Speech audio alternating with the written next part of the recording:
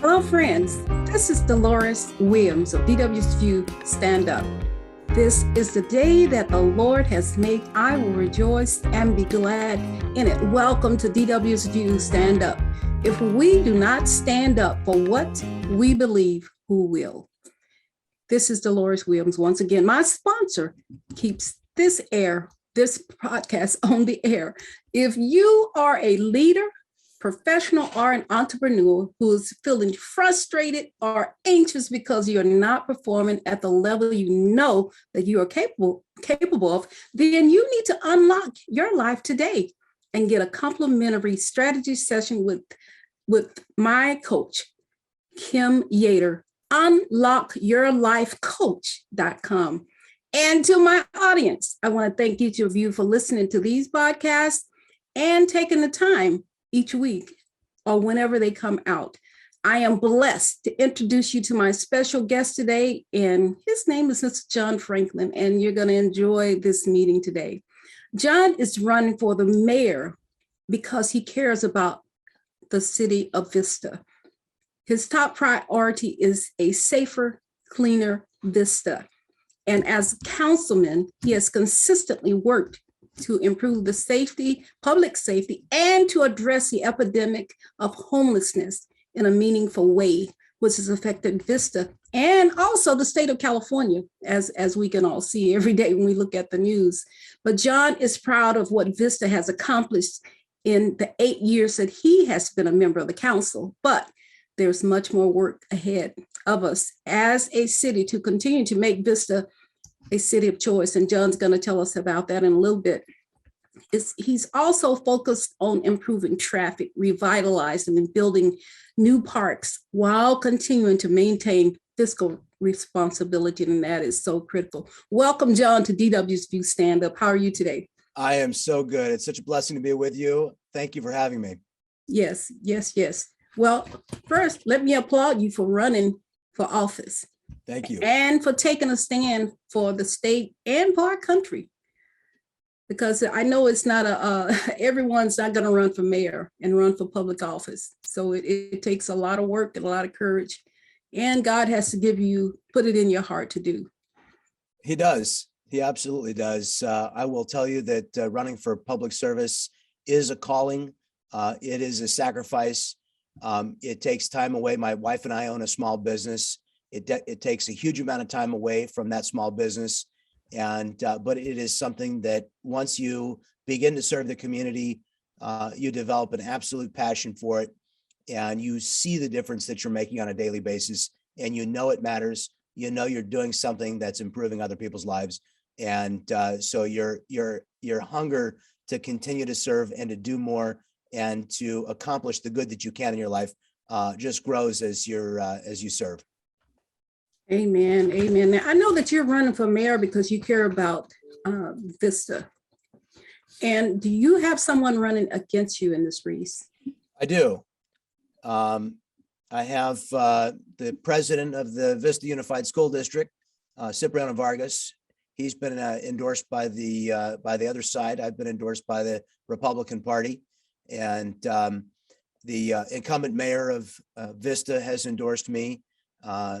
Leaders like Governor Pete Wilson, Congressman Darrell Issa, mayors like El Cajon Mayor Bill Wells, and Coronado Mayor Richard Bailey, and many others. And some of our council leaders here have endorsed me. The realtors and the Deputy Sheriff's Association are all endorsing my campaign. But Vista is a city that is a very competitive city with a great diversity of people of all kinds, including different political viewpoints. And so it's going to be a very competitive time for us.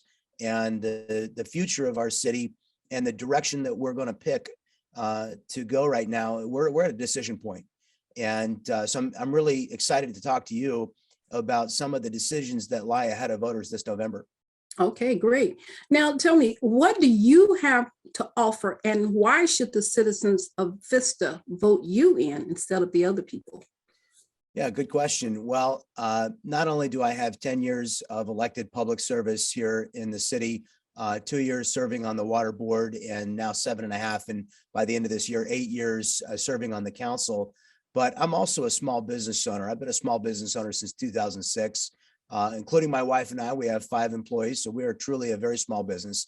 But one of the things I think is so important is we lead in our business and in our family life the same way that I believe government should lead. We live within our budgets. We have a responsibility.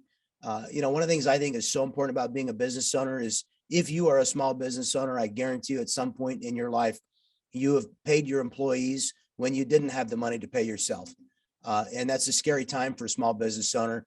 But going through that and realizing that you're here to serve those who are your customers and your employees as part of your mission as a business owner is really important. And the management experience that comes along with and the philosophy that comes along with being a successful business owner is incredibly important to impart to government. And we have too few in government who understand what signing the front of a paycheck is all about and the kind of sacrifices it takes to be an employer and to provide a meaningful income. And so realize the balance that has to be struck between all of the services we want to provide and the cost to citizens. And so I think that perspective is incredibly needed and in very short supply. Yeah, you're so right about that. Now, what do you plan to do to win this seat, John? Well, I have already broken all kinds of records here in Vista for the amount of funds that we've raised. I'm out every Saturday and Sunday knocking on doors. I've knocked on many thousands of doors in my campaigns here in Vista. This one is no different.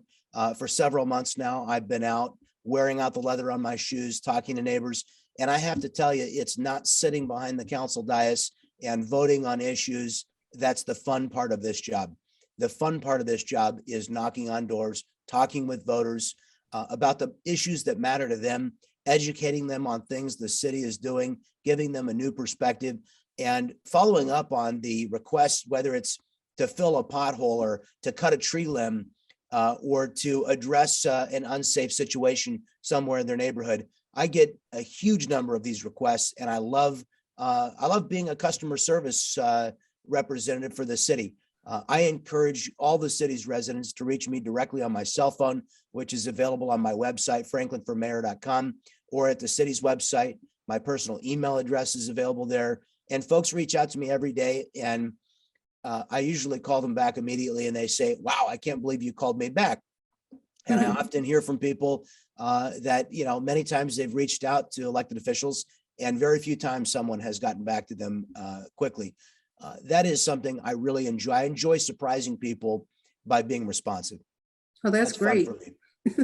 that carries a big stick right there. Absolutely. Just letting people hear back from you now. That's right. Now you serve as deputy mayor right now. Now, what are your duties as deputy mayor? Sure. Well, the majority of the council every year elects a deputy mayor, and that deputy mayor, while it's largely a ceremonial role, the deputy mayor does step in any event, including our city council meetings, where the mayor is not present and serves as mayor during those limited opportunities when the mayor is not present. So really, it's sort of a vote of confidence of the council majority in your leadership and your service as a council member. So I'm honored to have received that what is really a sort of an honorary title, but on rare occasions it comes into play. Sort of like being the lieutenant governor. The 3 days of the year the governor is out of the state, you're the governor.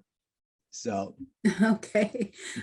Yeah, and I was looking at your bio and I was looking through. Now it says you were elected chairman of the North County Emergency Dispatch, JPA. I'm just going to go through That's these. right. The board of directors, and the first alternate member of the San Diego Association of Government, which is SANDAG, and we know there's a lot of crazy stuff that SANDAG is doing to our county. Yes. Now, also the Encina, I guess that's Wastewater Authority Board of Directors and the North County Transit District Board of Directors past member. So I was just looking at those, and all of those are part of being deputy mayor, right? That's so all of our council members participate in the boards of the different municipal agencies that are co-owned by the city of Vista. So a lot of people would not realize the fact that the North County Transit District, for example, is a joint powers authority It's a corporation which is held and owned by the voters and the people of Vista, Carlsbad, Encinitas, Oceanside, Del Mar, and Escondido, the county of San Diego. And we all come together at the NCTD headquarters, and we all have each city a vote on the board of directors, but we collectively own that organization. It's not a state organization. It's actually a collaborative, collective organization of all these different municipalities. The same is true with our 911 dispatch authority for medical and fire dispatch, which is the North County Joint Powers Dispatch Authority. It's located in Rancho Santa Fe on top of the fire station there. We have a lot of excellent dispatchers that work for us in that agency. I was honored to serve twice as the chairman of it and continue to serve as a member of the board. And then, of course, we have the Encina Wastewater Authority, which is the sewage treatment plant located in Carlsbad that's jointly owned by, I want to say, about 7 different cities. And all of our effluent travels through our city's sewer systems, Vallecito's Water District in San Marcos, Oceanside. They all are partners in that JPA. So being a city council member is not just about running a city. It's also about playing a meaningful role. And we do play very meaningful roles in hiring new general managers, conducting financial oversight, overviewing capital improvement projects and budgets. So we really, in some cases, get very hands-on with decision-making, setting policies for employees, for all of these agencies in the area that are serving vital needs for our constituents, but you might not realize on a daily basis who's actually running those organizations. Well, your city council and the majority of your city council votes to elect representatives to those governing boards. So again, it goes back to who controls the majority in the city council is going to be who decides which member of that council is going to represent that city. And SANDAG, the San Diego Association of Governments, is probably the king daddy of those joint powers organizations. A lot of our public transportation dollars, including Transnet funding, which is a 0.5-cent sales tax. And I believe right now, Transnet was renewed twice, approved twice. And it was put on the ballot for a third extension that called Measure A, I think 2016 or 2018. I have to check my numbers on that, but voters rejected that extension. And I'm glad they did. It was an ill-conceived, that was when Gary Gallegos was director of San Diego Association of Governments. Before the scandal came out, and the scandal, if you do a little Googling, the San Diego Association of Governments, their chief economist, claimed that sales tax revenues would increase 30% over the next 10 years on an inflation adjusted basis. So, and the history of the last 30 years, I saw a chart that showed that we had basically growth that was on par with inflation, but we had just barely outpaced inflation for the last 30 years. So when I saw these very large growth in numbers over the next 30 years, I mean, there's a saying in the finance industry that past performance is the best predictor of future, or past behavior is the best predictor of future performance. Yes. And that's the only thing we can really rely on. So when I see any kind of trend over a 30-year period that's going in a linear fashion, and then an economist tells me that over the next 30 years, it's going to go in an exponential growth fashion, as a layperson, I look at that, and as a business leader, and I say, no, that's not going to happen. Yeah. And I pointed that out in a group of mayors. And I was one of the few people in the room who said, there's something very unrealistic about this. And I was an early leader against Measure A. And one of the hugest reasons I was against Measure A is that just 14% of a tax that was advertised. Do you remember the television commercials for the Measure A? It was the car going over a pothole, and the car said, ouch, ooh, ah. Do you remember those ads? They spent millions of dollars on local television promoting Measure A, telling voters that Measure A funds were going to improve our local roadway infrastructure. Now, voters want local roadway infrastructure and highway infrastructure funding. There's no question they want it. We need it. But only 14% of that Measure A Transnet extension was going to go to roadway improvements. Fully half of it was going to go to the salaries for mass transportation workers. Now, we have a misalignment of priorities when it comes to how we spend our transportation dollars. Before the pandemic, 3.5% of the general public in San Diego rode on buses and trains.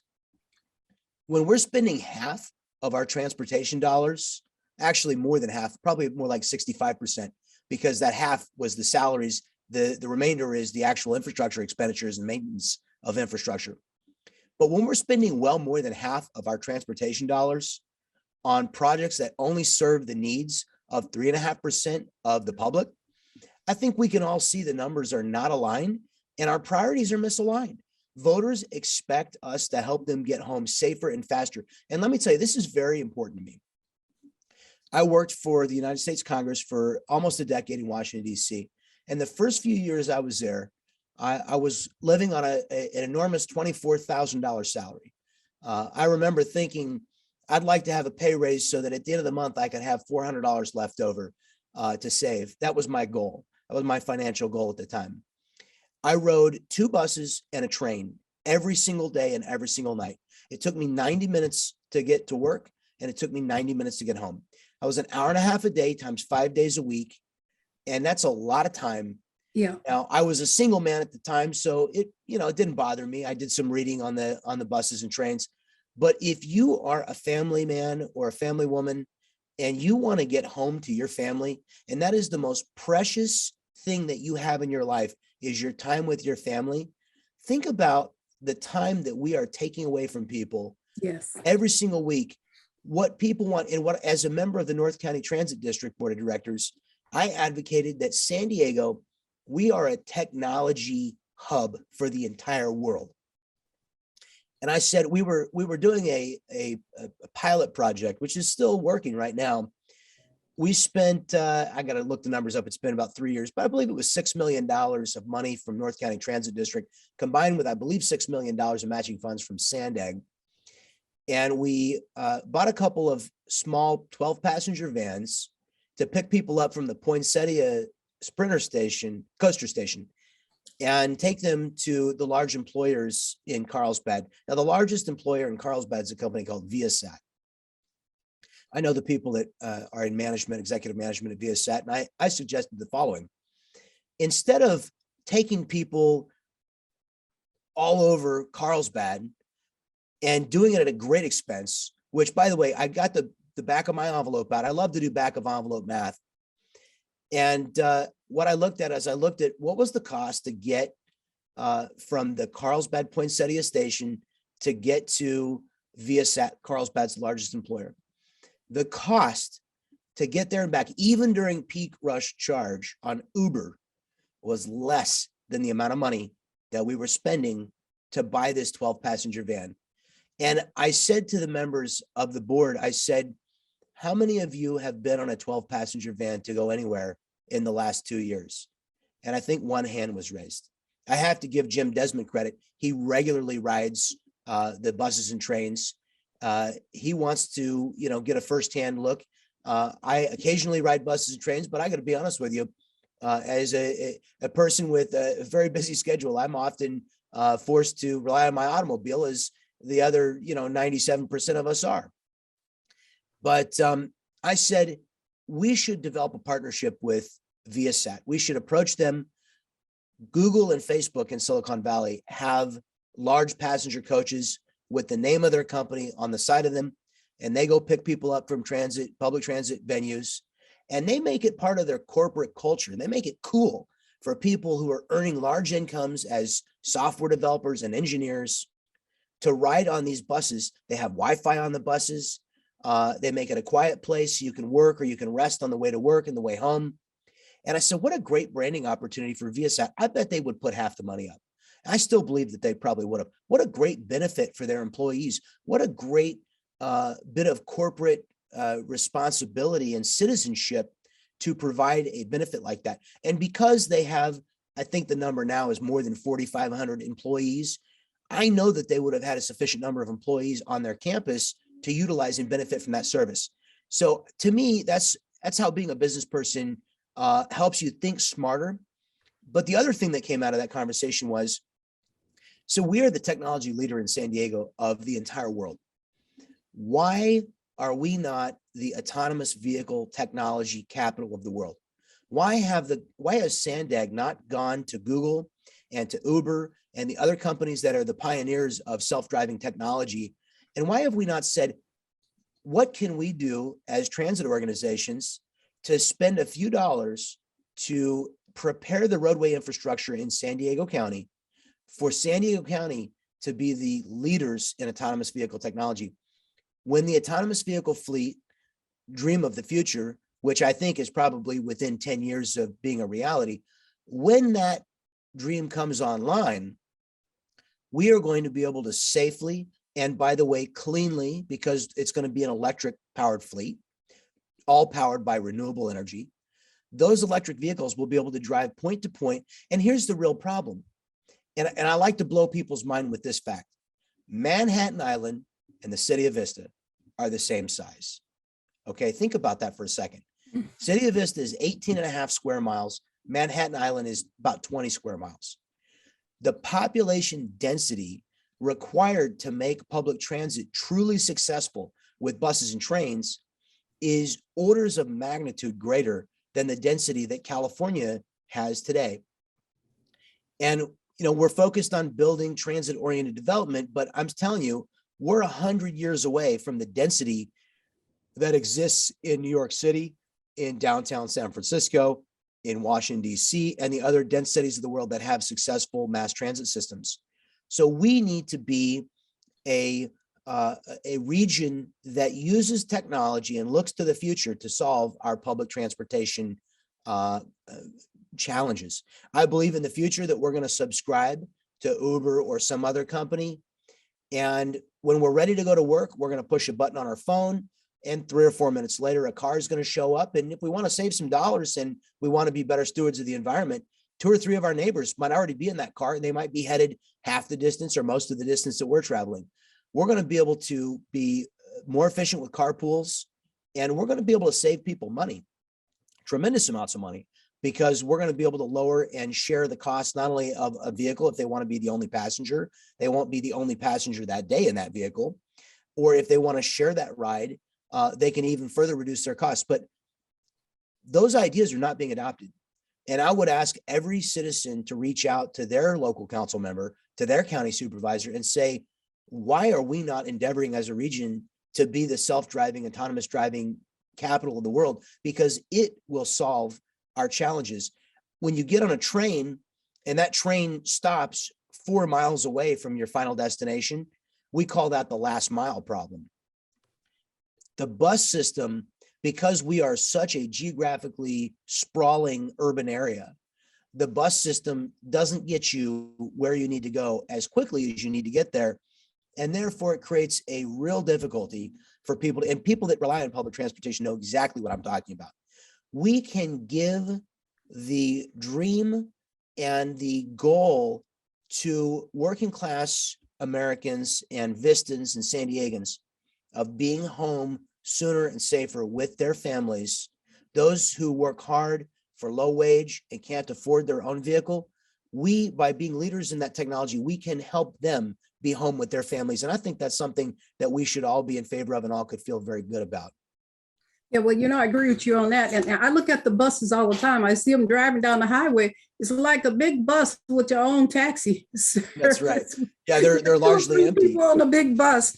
And, because not a lot of people ride the bus. And then, like you said, we're so sprawled out that you have to catch 2 or 3 buses to get to where you're trying to go. And you're waiting for the next bus and the next bus. And then you got to maybe have to walk part of the way to get to catch the connection to the next one, or from the trolley to the bus or whatever. But yeah, we do definitely need to work on that. It's enough to discourage anyone. Yeah. Now, tell me, what is so special about Vista? Well, in addition to being voted the climactic wonderland of America on several occasions, and being one of the absolute most ideal climates. I like to tell people the way I view it, from the coastline in, you get about a 1 degree warmer every mile you go. So if it's, if it's 65 in Carlsbad, it's going to be 7 degrees warmer here, which in my mind is perfect. We don't have the marine layer as much of the year in Vista as we have on the coast. So I think it's perfectly located. We have a thriving maker economy here in Vista. What does that mean? We are the brewing capital of San Diego County. We've embraced the craft beer culture and have a lot of really talented people who are making their entrepreneurial dreams come true. We have an absolutely beautiful, in all parts of the city. I've walked all parts of the city. We have beautiful neighborhoods in every part of this city. We have beautiful parks. This is a wonderful community where you still have enough of a small town feel to know your neighbors, to know the people that you do business with. I chose Vista very intentionally. I was traveling to Vista and to North County for almost a decade before I decided to move here. I lived briefly in San Diego in 2006 before I moved out here permanently. I've experimented with different neighborhoods. I lived in Santee for a while. I lived in Mira Mesa for a while. Vista was a very intentional choice for me. It is a city that I saw myself achieving the American dream in.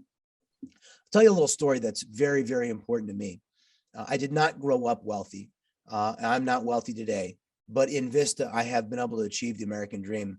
I wish I could turn the camera around. I'd like to show you the apartment that I can see from my office today. It's the apartment I lived in for the first few years that I lived in Vista. And that was all I could afford. And trust me, it was a stretch just to afford that apartment in Vista. But while I was living in that apartment, I met my wife here in Vista. We met in 2011. We got married in 2012. Married the woman of my dreams here. And we were in the car one day and we were driving through the neighborhood here. And I showed her a house that I had no idea that we'd ever be able to own. But I said, one day I want to buy this house for you and I want us to live in this house. And, we were able to buy our first home, which was much smaller than the one that we live in today. Not that we live in a giant home today, because we don't. We live in a tract home neighborhood here in Shadow Ridge. But this is our slice of the American dream. It's we don't live in multi-million-dollar neighborhoods in Vista. We live in good middle-class neighborhoods. And I truly found the American dream here. That's what I love about Vista, is that I believe everybody here can achieve the American dream. Well, that's great. I'm very proud of that. Yeah, that's great. Now, I looked at some of the things that that you got involved in the issues concerning Vista, and I was looking at homelessness, and I'm just going to go through these. Public safety, where you hired new deputies, and also traffic, and you made traffic flow better in Vista, got involved with that. And also I looked at the environment. I was kind of reading through the things you had on your website. And I like the fiscal responsibility, where you prepare for the rainy day fund. That's right. and not to overspend. And, you could give some advice to Washington, D.C. on that. Absolutely. And also park and recreation. I was looking at that, where you tore down those drug houses and you put in a fabulous park for the very people. Proud of that. Stuff. And then I looked at how you're against taxes and sales taxes and this vehicle mile tax, which is so ridiculous. Yeah. And, they want to tax us out of our cars and have us on public transportation, which is what you're talking about now, which is so ridiculous. We already pay we pay so much in taxes. We pay so much in gas tax. We pay all these taxes, and they want to tax us even more and tax us for driving our car. Every mile we drive, we're going to tax you on that, which is so ridiculous. So here's some back of the envelope math for you. The 4.2 cent proposal from SANDAG for each mile that our families drive. If you drive 12,000 miles a year and your husband drives 12,000 miles a year, that's 24,000 miles. That is $1,008. Now, think about how crippling that would be to a family making $75,000 household income, or the citizens of Vista who are at 50% of the area median income, making under $40,000 household income. Think about the dollar amount. If you make $40,000 household, what is your discretionary disposable income? Maybe a few $1,000s for the entire year of money that's not already committed to pay taxes, pay for your housing, pay for food, pay for education expenses. Now you're going to take $1,008. No one's exempt from the VMT under these proposals. No one. Everyone will pay them, which is why it is a regressive tax. You know, I don't love progressive taxes, but I am convicted to the idea that those who have more obviously should contribute more. But when we talk about a regressive tax that will take more percentage of earnings away from working families than it will from families at the higher end of the income level, these regressive taxes, I mean, think about $1,008 for a working family here. I mean, it's crushing. How can any politician in good conscience advocate that kind of a tax hike? And the same way, the folks on the other side of the aisle are calling for a sales tax increase, and they have a number of reasons why they think it's necessary. Some people never see a government priority they don't like, and they never see a tax increase they don't like. And that's how Los Angeles got to a 10.25% sales tax. Imagine that. We pay 7.75% here in the city of Vista. No, 8.25, 7.75 in the rest of the county. Think about a sales tax rate that is 2% higher than the one we already pay. Every time you go to buy an automobile or buy other necessities or go to buy goods for your family, all those things are going to cost 2% more. For what? You know, we need to provide the basic services of government within the revenues that we have. We spent in Vista for 7 years in a row in deficit. And that was really the thing that prompted me to want to run for city council. I said, I know we can do better. If we make the tough choices, make tough decisions, select our priorities and get them in line, we can live within our budget. And we did. I'm proud to tell you that we have not had a deficit spending budget since I was elected. And frankly, it was the pressure, it was the public campaign that I ran to get elected citywide to the council, where I excoriated the deficit spending. You know, somebody said to me, they said, well, it's just a structural deficit. They said, you know, and I got to be honest with you, that was a term wasn't at the time familiar with. So I got my financial dictionary out and I looked up the term structural deficit. And what I discovered is a structural deficit is the worst kind of deficit you can have because it's one that you plan. You plan to spend more money than you plan to take in. Another kind of deficit is one that's an unplanned deficit where you plan to have more money, but revenues fell short. And so, you know, it happens where you have a down economy and there's less sales tax revenue and you don't have the money to pay for the things you thought you would. But a planned deficit year over year for 7 years in a row, I believe, and I still believe, was incredibly irresponsible. During the Great Recession, 2007, 2008 time period, we had to go to the employees. I was not a councilman at the time. This is before I was elected. The city had to go to the employees and had to give them an ultimatum, either accept pay cuts or accept a layoff. Now, to the employees' great credit, they chose a pay cut so that none of their colleagues would lose their jobs. But this is what I know. I don't ever want to have to go to our employees and ask them to choose between pay cuts and layoffs. I don't ever want to have to put anybody in that kind of a situation. And by simply planning for when we know that we're going to have a deficit, because recessions will come. They are cyclical, and any person who's long followed the markets knows that on a regular basis, you're going to have these recessions.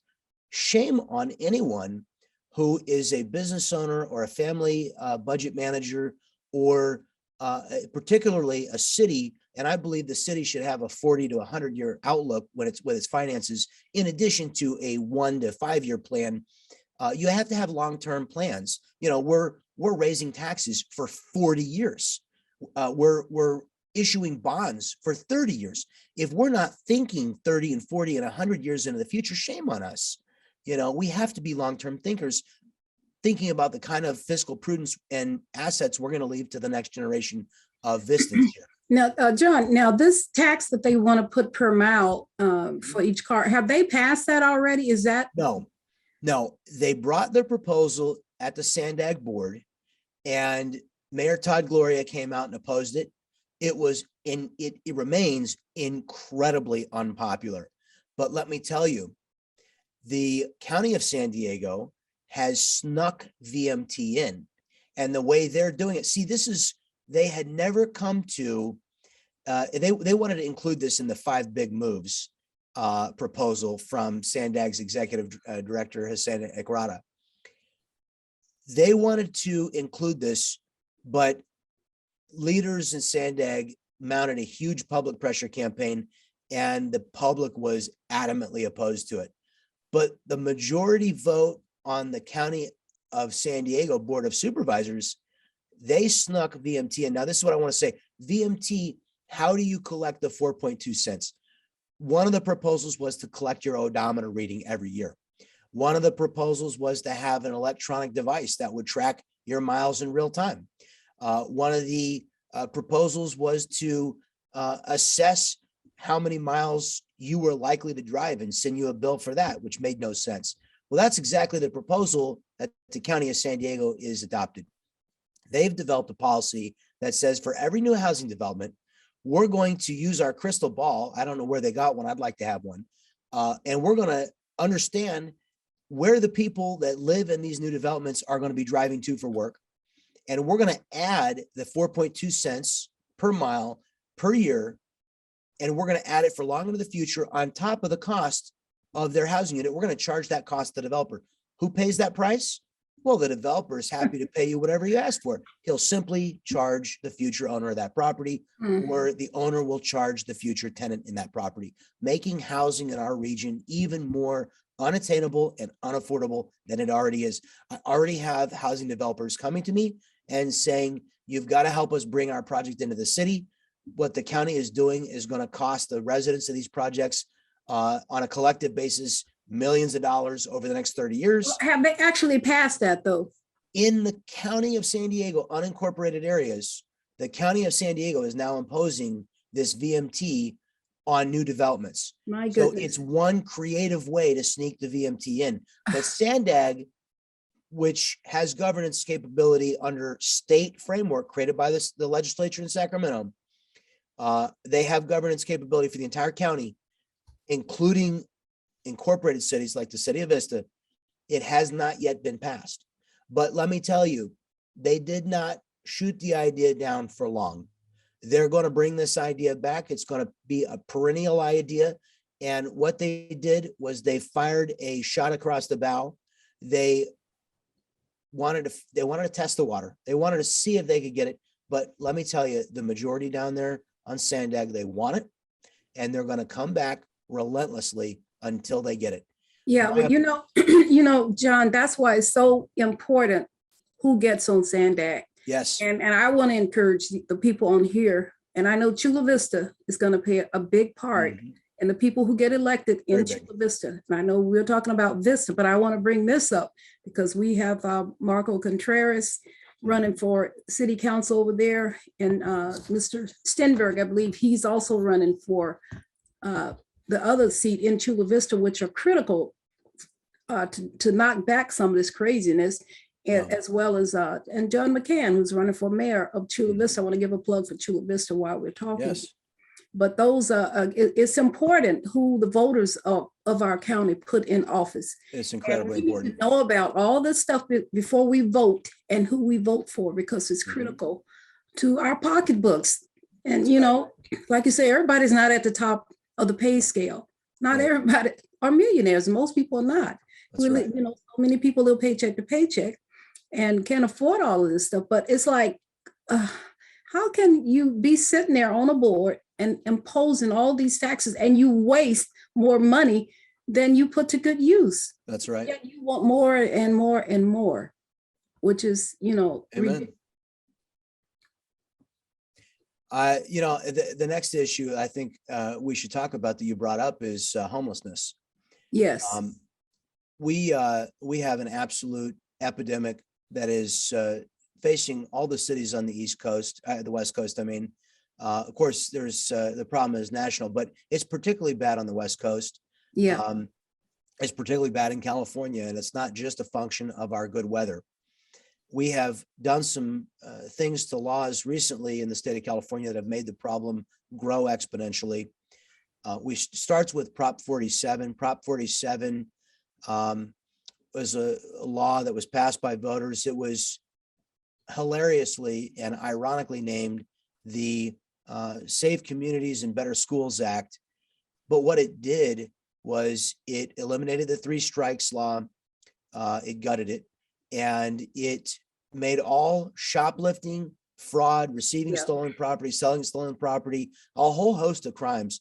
It raised the threshold for a misdemeanor to felony from $450 to $950. So you can now go into a Target store, Walmart, fill your basket with $949 worth of merchandise, push it right out the front door, and you can do it again on the other side of the street at the other store, or come back again tomorrow, every day of the week. And it's not a felony.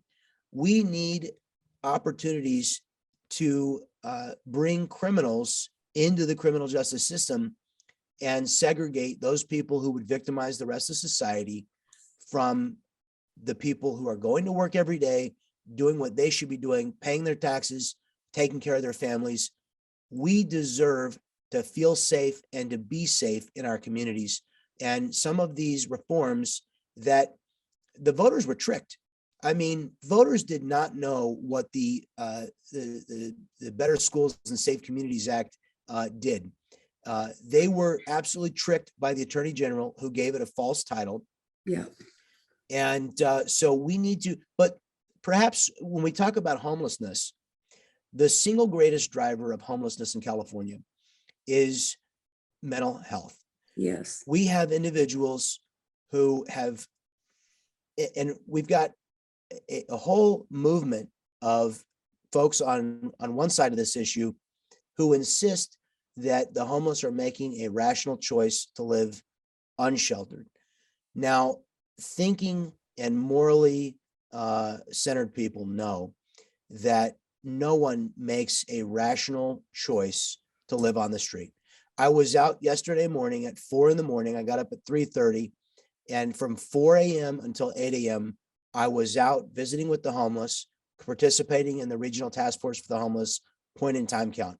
It was 31 degrees out, and it is absolutely heartbreaking to see people living on the front doors of churches, sleeping with 1 or 2 blankets and no padding between them and the concrete, to see people who are living in wet environments in the freezing cold, in ditches and ravines. And I tell you, the day before yesterday, I was at La Posada Catholic Charities, a shelter for men that the city of Vista supports and pays for access to shelter beds at. And they had 3 beds available, and they continue to have beds available. We need to utilize those beds. We need to expand La Posada. That's one thing I'm advocating for right now here in the area. They would like to expand. They would like to have the city of Vista contract for more beds. We need to provide the opportunity to go to shelter, but it's something I ask every 2 weeks of the city staff. Are shelter beds available today? So I'm getting updated at least 24 times a year on the availability of shelter beds. Shelter beds are available. I've had one report in the last year on one of the coldest nights of the year that shelter was not available. It was also during the COVID, it was during the Omicron ramp up, and some of the shelters were reducing the numbers that they could hold in their facilities. But generally speaking, the shelter is available. Now, here's what's really important. I want everybody in Vista to know. We developed a homelessness strategic plan. It was my initiative to, what I said is, homelessness needs to be the #1 goal of the city of Vista. Addressing the causes and symptoms of homelessness needs to be our #1 goal. That continues to be my #1 goal for the city. And we elevated as a council that to the #1 goal at my request. And what followed from that was our building a homelessness strategic plan. If you Google City of Vista homelessness strategic plan. And I hope those that live in Vista will do that. You can see all of the elements. We held 4 workshop meetings, invited the community to come together, invited all of the service providers to those who are homeless to come and tell us what are the ideas, what are the things that are the tools in our toolbox that we can provide as services to the homeless, and what do we need to do as a city. We adopted almost every single one. The only one idea that we didn't adopt, we're still working on implementing. It was sort of a pilot program, and we've thought through and made the idea better. But we made shelter available, very important. We hired a social worker. Vista now has 3, 2 provided by the city of Vista, 1 provided by the county of San Diego. So we have 3 individuals who are out actively outreaching, offering shelter services, housing services. 1 member of our social work team is called a housing navigator. Her job is to help folks into permanent supportive housing environments, which is where you move from the street to the shelter to permanent supportive housing that is affordable, where you have mental health services, where you have a caseworker who can help you get your ID, help you find a job, help you connect with family, stabilize you so that you can be successful in the long run in that housing opportunity. Well, So that is a blessing. That is a true blessing. And I know that the San Diego Rescue Mission, who we work with, and also now the interfaith shelter is something that our church did for a number of years. And of course, with COVID, it kind of put a lot of restrictions on interfaith, where they live in churches 2 weeks at a time. Then they move to the next church and all that. And interfaith, they try to work with homelessness. But of course, we know that that is a big problem. And it's very sad to see people sleeping on sidewalks. I mean, my heart breaks every time I see it. But then my heart breaks too for those who have mental issues. And some have drug issues, and they don't want to obey the rules of living under the roof of a shelter. Right. And that's another issue that we have to, of course, people have a choice. And, in whether they go inside that shelter or not, but to make it available is good. But the dealing with the mental issue and the drug issues and those kind of things are so critical for those who want help. Now, you mentioned interfaith. The city of Vista also contracts with interfaith at their Haven House shelter for shelter beds there.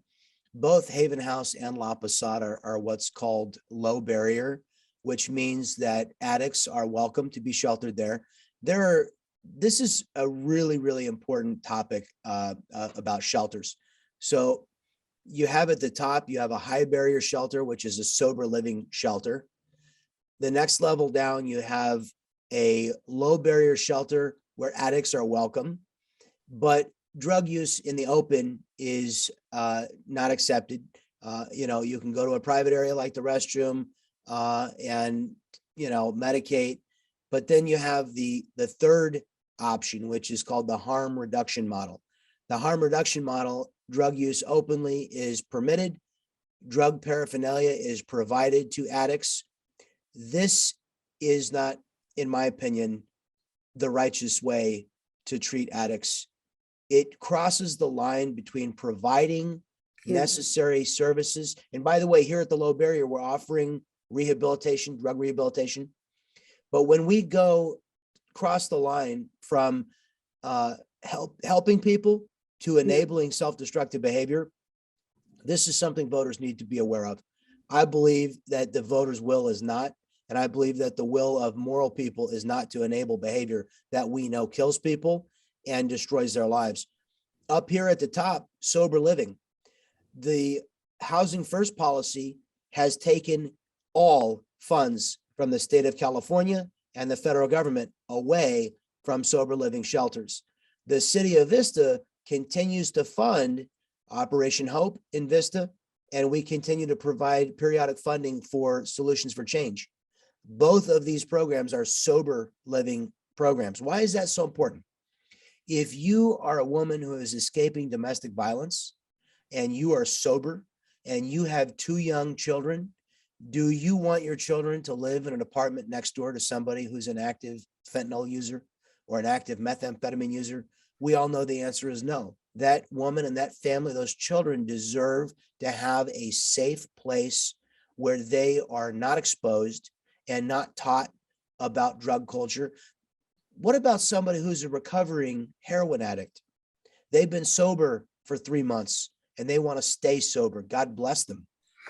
They need a sober living shelter where the culture is not drug use, but one of attempted sobriety. And trust me, in the sober living shelters, there are many people who suffered from drug addiction, but now they are working and holding each other accountable and creating a community of accountability for sobriety. That's under attack. The federal government pulled funding from those groups. The state government pulled funding from those groups.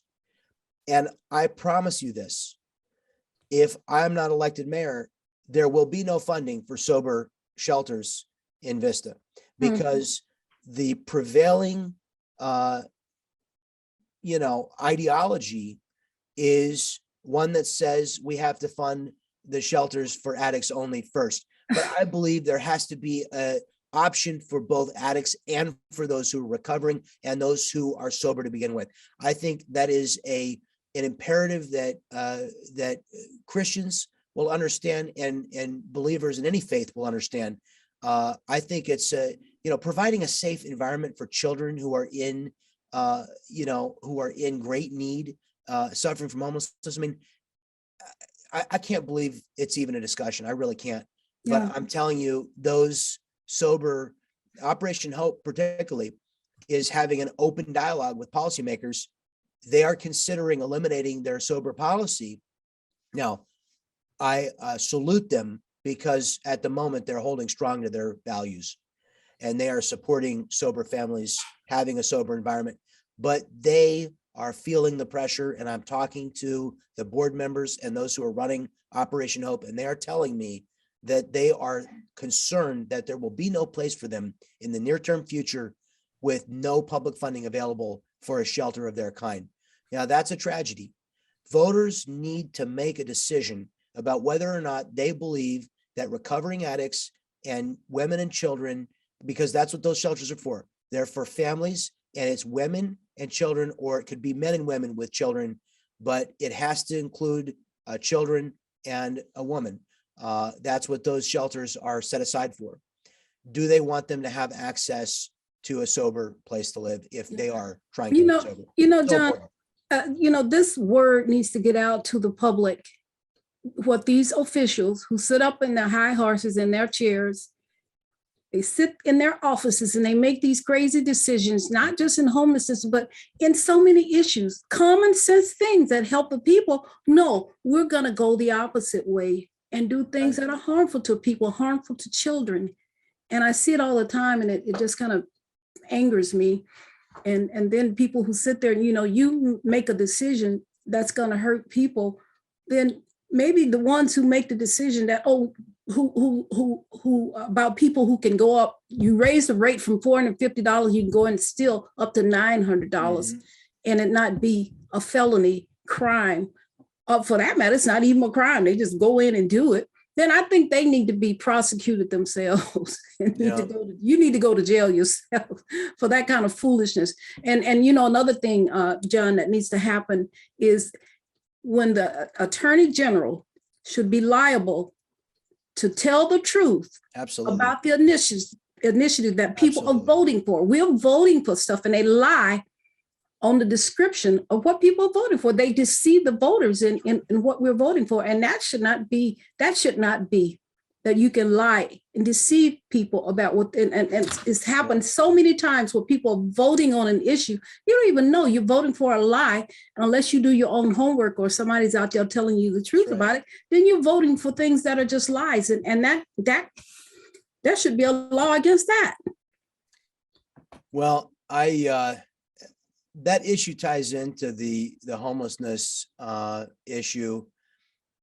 Tragically, one of the only ways that people are getting help for mental health is in our jails and prisons. And let me say emphatically, the jails and prisons are not the place where we should be providing these services, which is why we need to expand conservatorship for the mentally ill so that they can receive mental health treatment in a safe, caring environment that is not a jail and not a prison. And they need to be protected by receiving that mental health treatment to keep them out of jails and prisons. Yeah.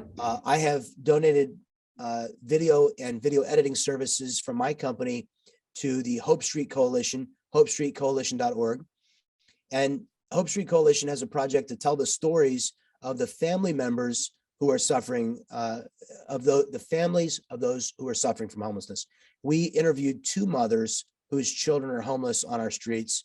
One of those mothers, her son went to prison for starting a fire. He was prosecuted for arson. It wasn't his first offense. And he was trying to stay warm in his homeless encampment. He was addicted to methamphetamine, and his story is truly tragic. And his mother wants to share the word anosognosia with all of us. Anosognosia is Latin. It means to not know a disease. It's the concept that somebody whose mind is clouded by meth, fentanyl, or heroin addiction, or by schizophrenia doesn't have the mental ability to see that they're ill. And she said, I want you to know that when my son finally begun to take his antipsychotic medication, and he got off of his methamphetamine addiction, she said he came out of the cloud that he'd been in. He wept with her and he said, Mom, I'm so sorry for what I put you through. And I'm so sorry that it took all of this to get me to this point where I could have this opportunity to be with you mentally again. Mhm. We need to provide families Yeah. whose children are suffering on the streets. I corresponded with a gentleman this morning whose daughter is homeless on our streets. And he is very frustrated because of the lack of tools available to him as a parent to get his adult daughter off the streets of Vista.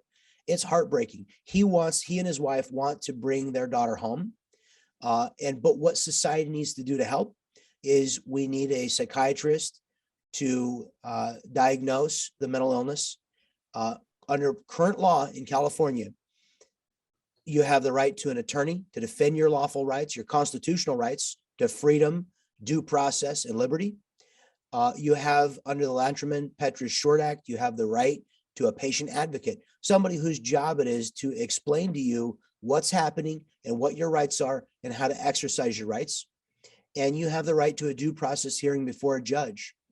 But once a due process hearing before a judge with an attorney to defend your constitutional rights and a decision by a medical diagnosis by a psychiatrist is made, and we realize that somebody does not have the mental faculty to make the decisions that best benefit their own health and welfare, we owe it to that individual, and we owe it to the mothers and fathers and brothers and sons and daughters of those individuals to provide the treatment on an involuntary basis for those who need shelter, who need drug rehabilitation intervention, not forever, but for enough period of time that the families can reconnect with their loved ones and they can have one more opportunity to try to intervene to save that person's life. And I say save their life because, you know, the life expectancy living on the streets is about 4 years.